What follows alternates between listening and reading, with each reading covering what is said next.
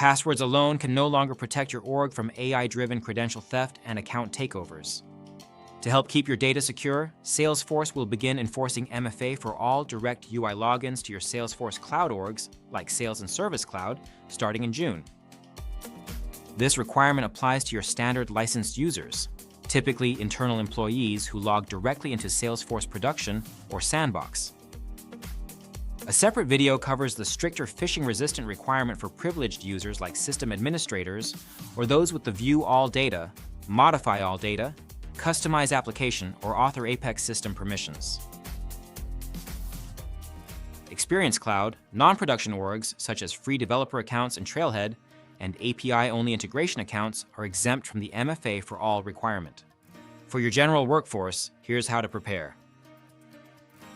First, configure your verification methods in Setup. Standard methods, like Salesforce Authenticator or third-party apps, satisfy the baseline requirement for general users.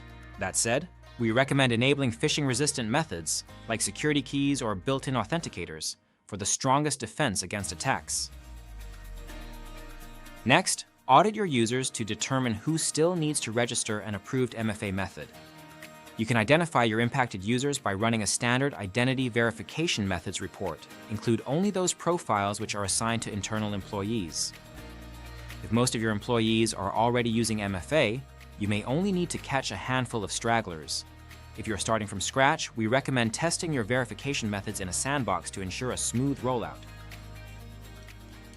Once you've rolled out approved MFA methods for all your internal users, it's time to flip the switch.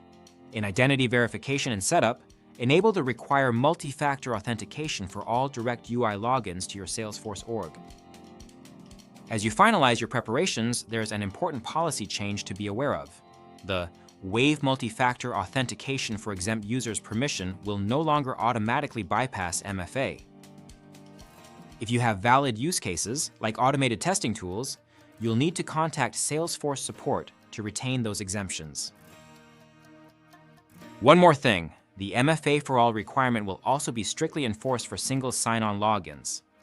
If your org uses SSO, make sure your identity provider is passing the correct MFA signals to Salesforce. If those signals are missing, users will be prompted to register a Salesforce native method.